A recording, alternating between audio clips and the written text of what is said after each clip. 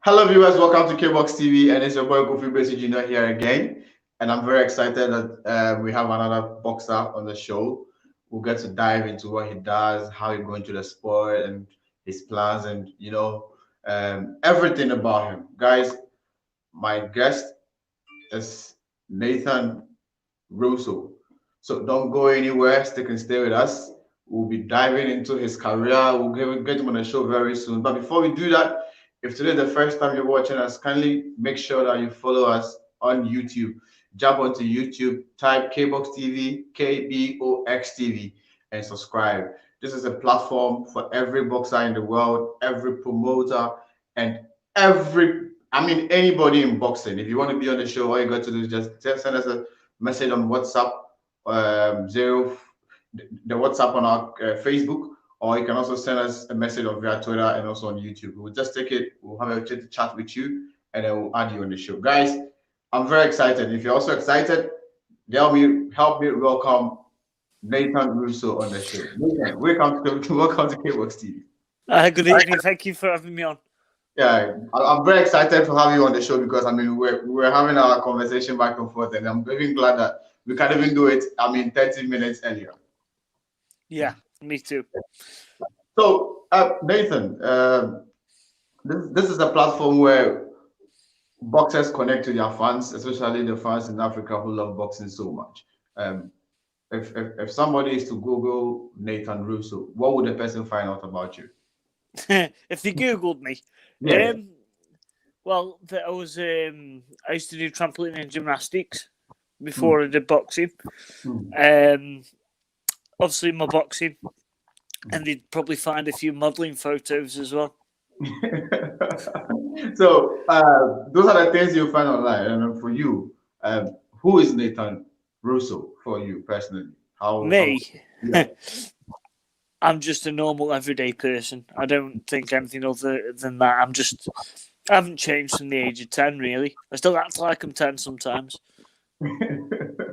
So Nathan, you are in boxing now, and I got to know you through Paul. How did you get into boxing? How did you get into the sport? Well, I started getting bullied when I was 9 years old. Oh, okay. And I got bullied up until I was 18. Wow. But I started boxing when I was 11 years old, I think. Just turned 12. Because my granddad knew somebody. Well, my granddad's not here anymore, but he knew somebody who owned an amateur boxing gym. Okay. So he took me down, and I never really looked back, if I'm honest with you. But I only started boxing so I could get my own back on everyone that bullied me. But I ended up turning it into a career rather than using it as a weapon. Okay. We get a lot of people on the show talking about bullying. It's bullying that's very often in the UK because here in Africa, if you want to bully somebody, the person steps out straight to you. But most of the guys I've had on the show from the UK talk about being bullied, and that's prompting them or making them enter find a boxing gym and start boxing to protect themselves. Yeah, to be honest, bullying's quite a big thing in England. I don't know why. I really don't know why, because obviously I wouldn't do it. Anyone that does it, I just think it's just got nothing else better to do with their life. It ruined me. I've got anxiety and depression from it, and boxing is my only coping mechanism. Oh, okay, good. And so, when you decided to box, you went straight to Paul's gym. Is that the case? No, not correct. I started off at a local amateur boxing gym, and I was the first ever national champion at that amateur boxing gym. Okay. I won the Midlands area title, which is a region in the UK. I won that 9 times as an amateur. Boxed for England 7 times. Wow. Won 2 at any championships? Did you go for England or just in general? No, for England. No, I was just in one-off fights. Okay. Then I won 2 national championships.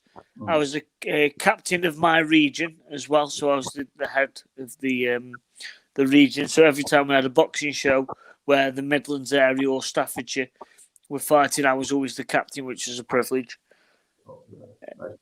So it was good. It was good. I had a good amateur career. It just kind of went south, a little bit south after that. I mean, why did everything go south? Because if for somebody who was captain the team and all that, everybody would have expected you to, go go hard or go pro in it. Yeah, well, basically, when I was 20, I went for turn professional. Okay. Because I had the likes of Eddie Hearn, Matchroom Boxing, and Queensbury Boxing Promotions, which is Frank Warren, looking to sign me. I went for my medicals and I failed my brain scans. On when I was born, they put a suction cup on my head because I wouldn't come out, and it caused me to have a small hemorrhage, and I had scar tissue.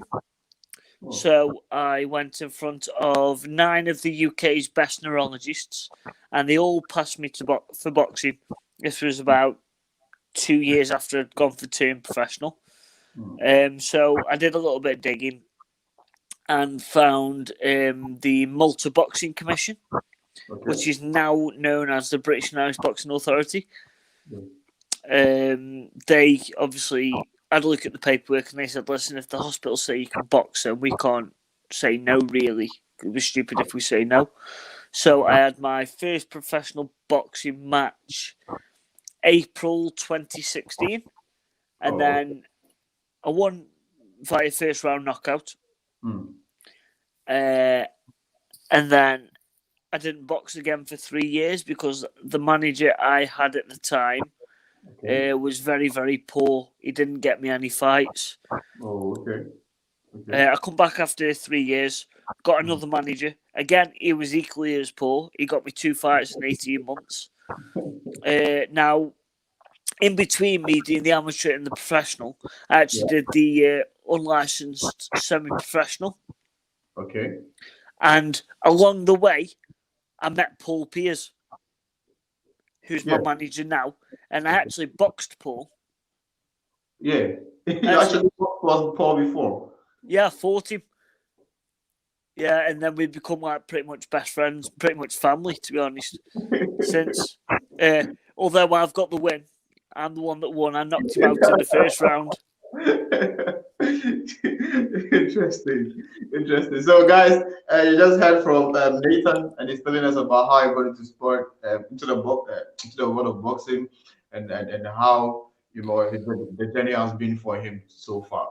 But when the doctors passed you for you to fight, did Adrian and Frank Warren still say that they're not going to put you on their show?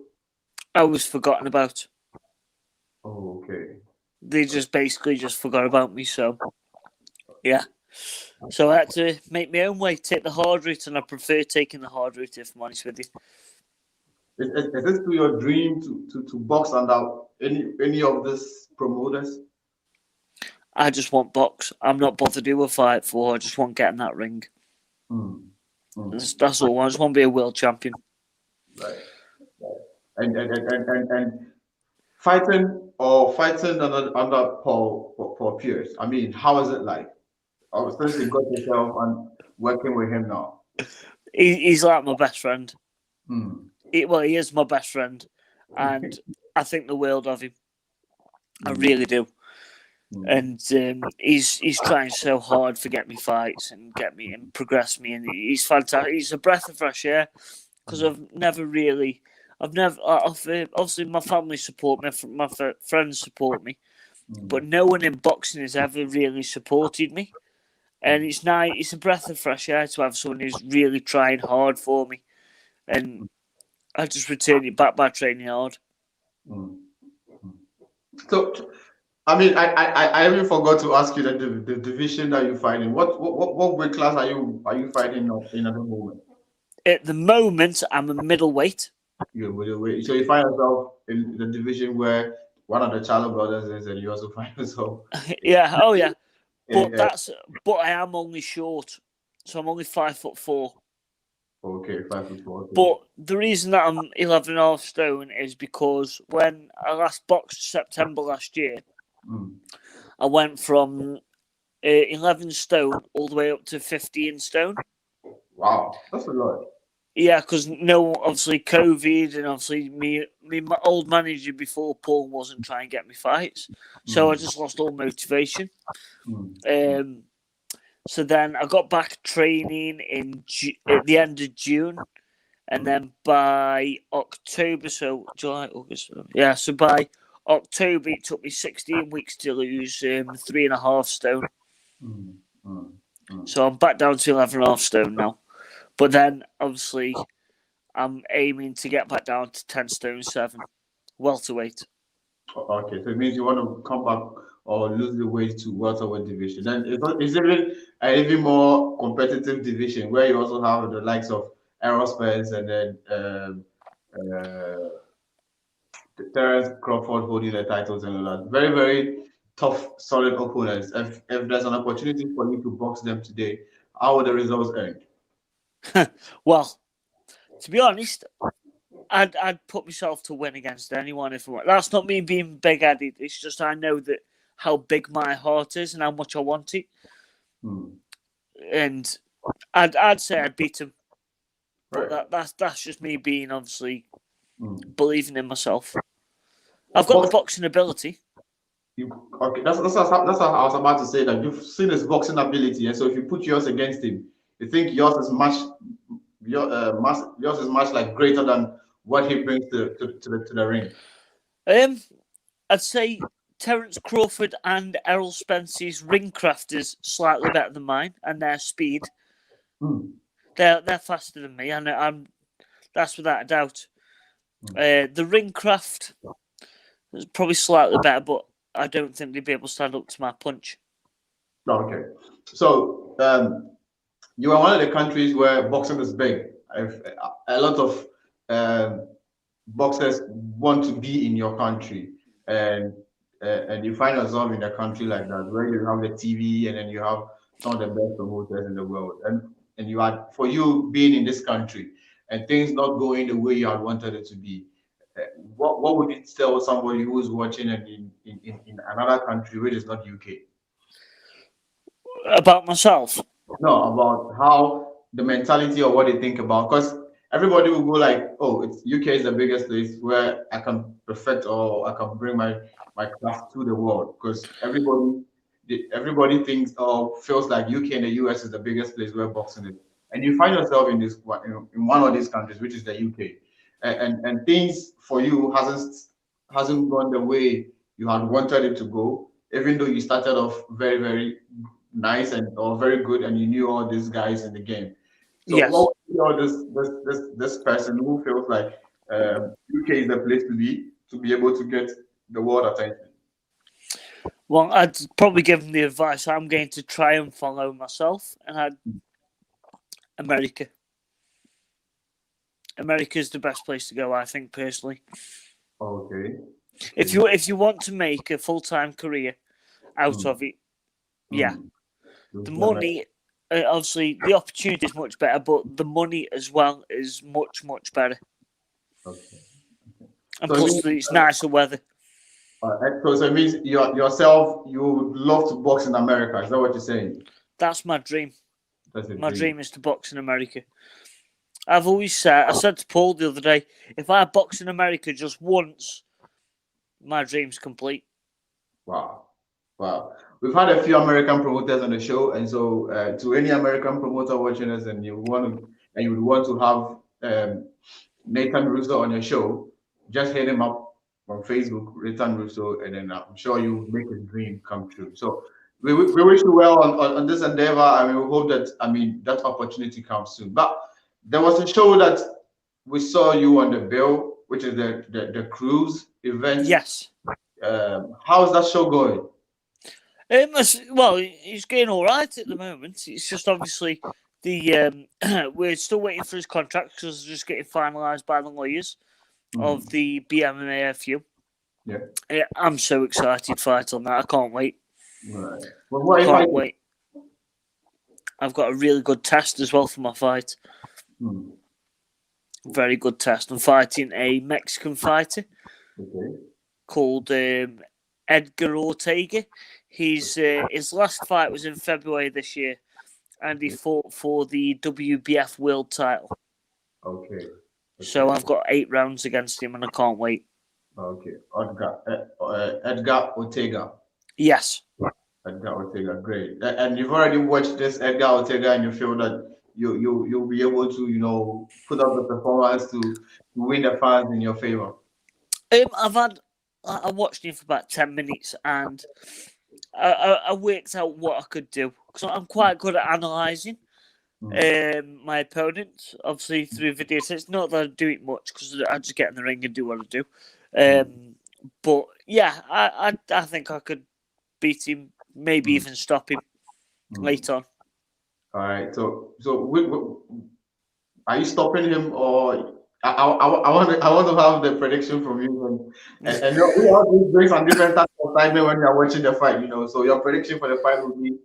My prediction is I'm going to win, and I could possibly stop him, depending on how he takes my punches in the earlier rounds. If he takes my punches not great in the early rounds, then probably round 6 or 7 I'll stop him. If not, I'll win on points.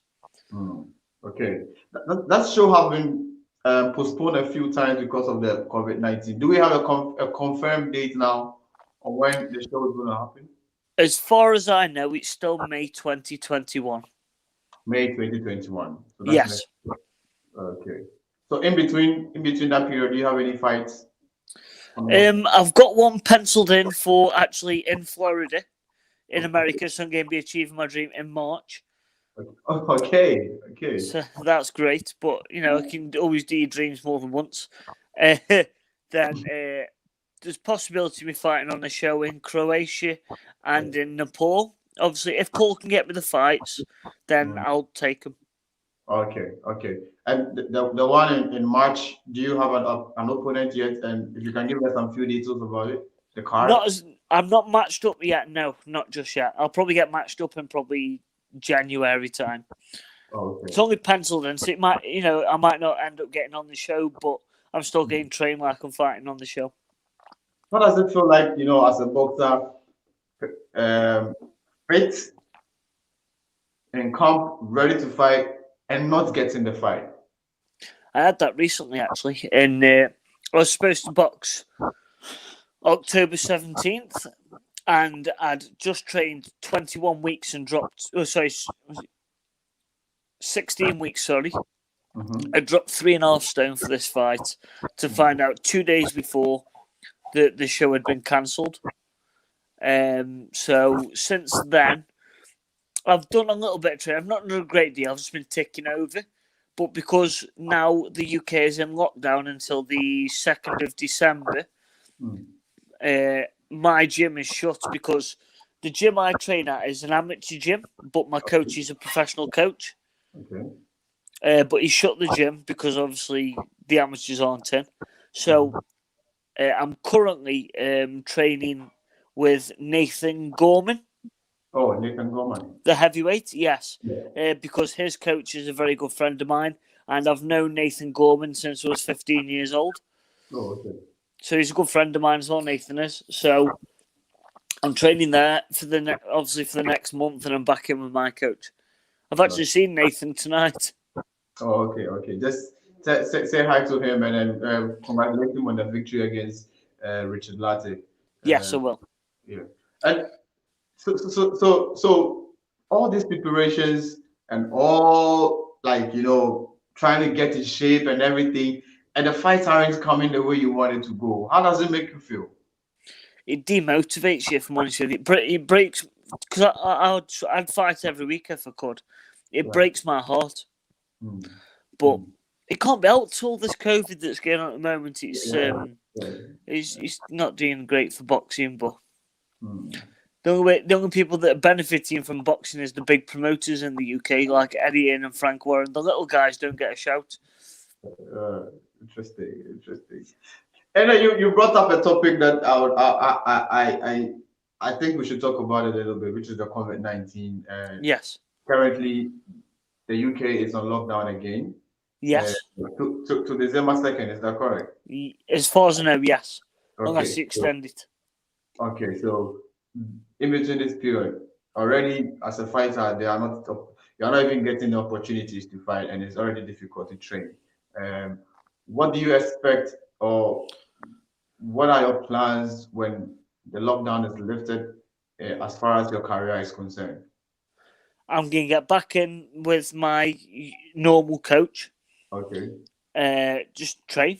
Just train like I've got a fight coming up, because obviously I might have that one in March. So obviously I'll just tick over until beginning of January, drop a little bit of weight, and then come January, well, come the 4th of January, I'll be on a full training camp ready until March. So who's your coach? You keep saying your coach, your coach. So who are you training with now? Again, he's another one of my best friends. Now, Paul lives up in Scotland. I live in Stoke-on-Trent, England. Okay. But funny, this guy is one of my best friends as well, and I've boxed him 4 times in the amateurs. Oh, okay. Andrew Keats. Andrew Cates. Yes. Okay. Okay. So your circle is almost all your friends. You building your career with your friends, and I mean you have Paul who was your friend, and who is your friend, and I mean I'll say your manager, and then you also have Paul Kids who was also um, you were with that with the in the amateur, who's your trainer. So what does it take to be in your circle? Just respect. He's hard because obviously I've known these since I've known Paul since old am I now 29. I've known Paul since I was 22, 23. I've known Andy since I was 11 years old. We've just grown up together, and I've always kept in touch with Paul. And I wouldn't say it's my circle, because I'll speak to anyone. But for coaching wise and obviously management, it's all about trust. Right.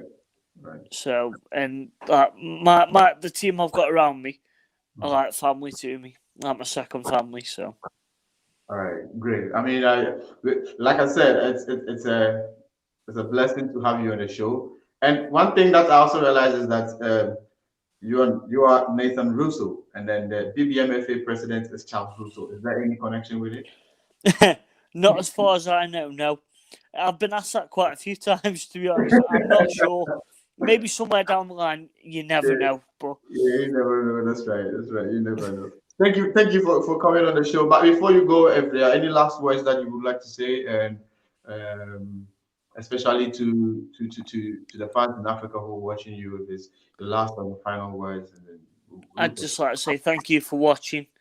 I really appreciate it. And if you want to follow my career, follow me on Instagram, which is at Russo the Artist, or follow me on Twitter, which is at Nathan_Russo.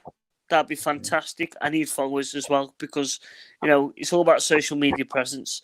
I'd also like to thank my sponsors, New Hemp CBD, Nutribox, who do all my meal prep for me, Hattons of London, who pay for my medicals, and also Fused Sports, who get all my training gear for me. You're absolute angels. I couldn't do it without you. Interesting. We want to say a very big thank you to these guys for holding you down and making sure that you are able to prepare yourself to reach a dream. And thank you them. I also thank them for making sure that you are very fit and ready to fight.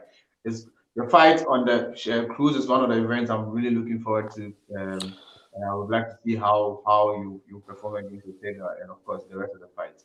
And we are so open and so ready to have you on the show anytime you want to talk about it, and how things are going with your career. Thank you very much. I really appreciate it. I've got you on Facebook anyway, so I'll keep you updated with everything. Sure. All right. Thank you. All the best. Have a very good night. Yes, thank you very much. Okay. All right, guys. We're done with another episode, and my guy on the show was Nathan Russo, and he's giving you all the links to be able to follow his career. He's an amazing guy. We've already had Paul, but his manager Paul on the show. He spoke highly of him, and himself has also spoken very highly of him. And these are the guys that we love to see. These are the guys that have dedicated their life to put their lives in the ring for our excitement. And it's always great to follow them and to get to know what and everything that they are doing. So, guys, we'll just say that try your possible best and then follow him so that you can get all the updates on his page. It's very fantastic to have you guys and tuning in to watch us. Until another time, have a very good night.